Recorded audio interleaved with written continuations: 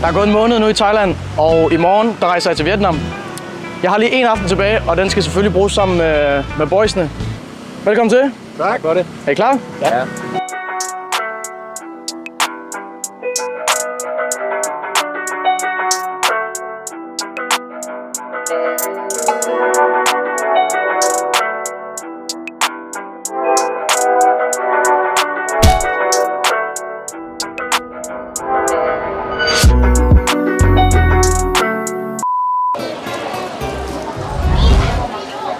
Nej, hvad sker der? Der er sgu ben i. Nej. Ellers smager det godt. Det er ikke det. Ja, okay, godt nok. Ja. Ingen ben. Okay. Godkendt. Skål, boys. Jeg er blevet udfordret til at gå hen og spørge, om jeg ligner Simon Kvam, fordi det er der ikke alle, der tror på. Jeg tror selv på det, og derfor går jeg hen og spørger tøserne herovre. Følg med. Hey girls, I have one question to ask. Any similarities between him and me? Just make a thumbs up if you agree. I think your eyes. Hi? Yes, your eyes. I haven't spoken anything. So no, it's a no or what? A yes will be better. I think it's but not too much. No? Not too much? Yeah. That's what I said. Okay. Cut. 2 dage senere ankommet til Hanoi. Sindssygt fed by. Not gonna lie. Der er meget charme. Om 5 dage, der kommer Lasse. Og hvis der er nogen, der ser med, som ikke lige ved, hvem Lasse er, så kan I se en lille video om her. Ja, vi skal i byen. Det var ham, der var med i den allerførste video, jeg lavede op på kanalen. Men indtil han kommer, så skal jeg jo ligesom få tiden til at gå med et eller andet. Så i dag, der var jeg lige inde og søge på Google, hvor kan man finde den bedste barber i hele Hanoi. Fordi mit hår det er blevet møghamrende langt. Jeg har simpelthen fundet en, House of Barbered, og så tænker jeg, nå fedt, det ligger 2 kilometer væk fra, hvor jeg bor.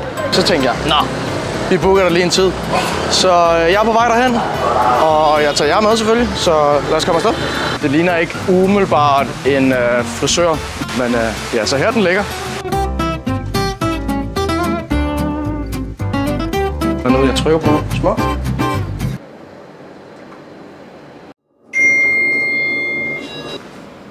Altså prøv lige at se Barbershop and Wellness. Hvor er det sygt det her. Hello. Low-key, exactly.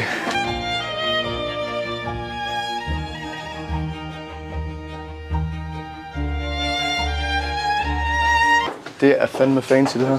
Here? Yeah. All included in your service, you have like one house whiskey, one ice or no ice? Ice please. One ice cube, right? Yeah, one ice. You traveling? I'm traveling alone, yeah. Alone? Yeah. How long will you stay? I don't know actually. One of my good buddies is coming to Hanoi in 5 days.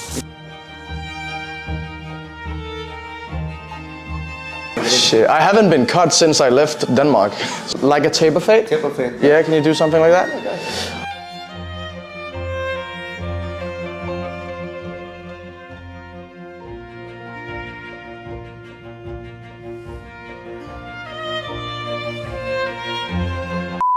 Et haircut-rigere. Det er vildt nok, når du booker her, så får du får en klipning, du får en complimentary drink, hvilket var en whisky for mit vedkommende. Så får du snack, når du er færdig. Og så har du bare mulighed for at sidde i deres syge faciliteter. Jeg synes det er meget stilet.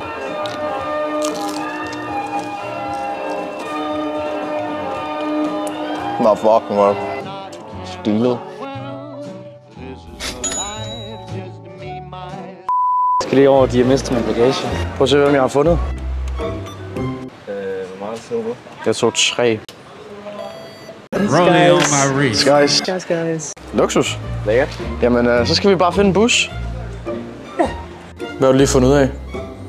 Der er 10 tidspunkt. Hvad har du bestilt? En grilled cheese og en appelsinjuice. Ja, det er bestilt. Cappuccino og avocado. Grillet avocado toast. Ja. Jeg føler mig sygt bloggeragtig lige nu. Tak. Værsgo. God.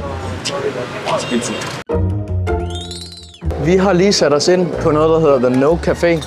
Det er en must-see, når man er i Hanoi, og jeg har ventet på, at Lasse han kom. Konceptet er meget simpelt. Du bestiller en drikkevarer, og så sætter du dig op på caféen, hvor man har mulighed for at skrive sticky notes. Så I kan se her, hele butikken er fyldt med sticky notes. Og det skal lige siges, at den er 4 etager høj. Der er mange sticky notes.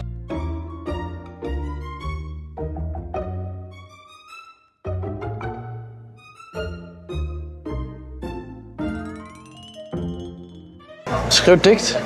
Det er jeg ikke så god til. Mig og Haiku, vi var ikke så gode venner i 7. Hold mit kamera og lad mig cook. Søde. Loga han er fløde. Og så skøde. Skød. Jeg er så spændt på at høre, hvor du vil hen med det der. Skøde. Sløs. Got it. Følelser de... Hvad så? Jeg er Hassan. Kom igen. Hvem er den til? Logan. To. Mama. Der gav du mig lige håb, for at jeg kunne skrive noget godt. Følelser de røde piger, de er søde. Logan han er fløde, og dermed også skøde. Sløs. Hold kæft, det synes jeg er genialt. Så...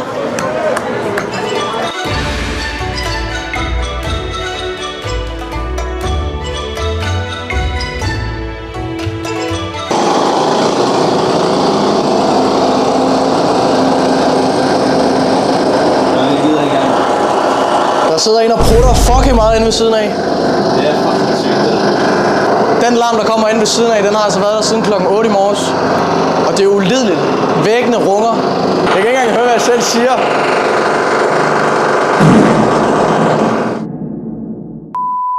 Vi er lige stået op. Og fuck, vi har det dårligt. Der findes altså ikke noget værre, end at blive prikket i røven klokken 12 og sige, I skal tjekke ud. Last checkout var for en time siden. Halvanden time. Er den halv et nu? Ja, jeg ved det ikke. Og ved du hvorfor? Og ved I hvorfor jeg ikke ved det? Det er fordi min telefon den ligger her. Au, for satan. Min telefon den ligger hernede i revnen. Jeg kan ikke engang filme. Jo, den ligger sgu dernede. Og der kan mine fede fingre altså ikke komme med. Vi skal til Halong Bay, og det skulle være rigtig flot.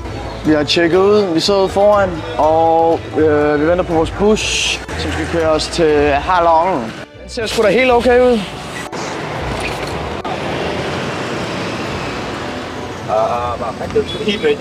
Nu har vi 2 timers køretur, og så skulle vi gerne være der. Er det ikke mere? Det ved jeg ikke. 2 plus minus 4 timer. Klister sgu lidt. Ja. Ej.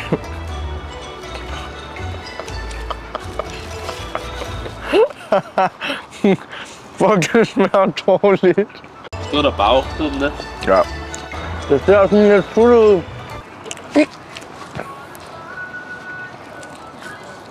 Ja. Fik du det burrito? Ja.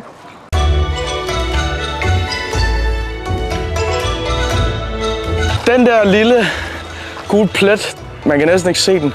Det er det eneste, der lyser op ude for hovedvejen af. Det er der, vi skal bo. Det er det eneste sådan, normale hus, der er i området.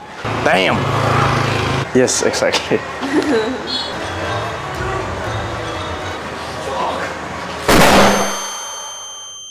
Vi er lige vågnet. Vi har en mega stor daytur i dag, hvor vi skal ud og se rigtig mange flotte ting. Problemet er bare lige, at vi mødte nogle rigtig søde mennesker i går i baren, da vi var nede og spille billard. Og så røg vi sgu i byen. Det bliver skide fedt. Come on!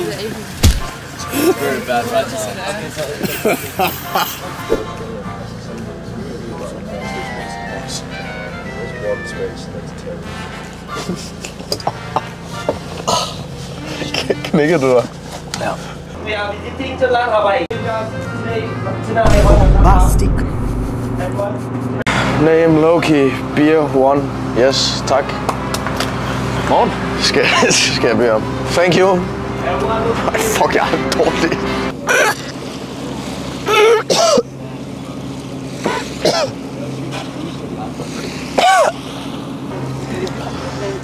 Så det kan godt være, at jeg har det pisse dårligt, men det er fandme en lækker båd.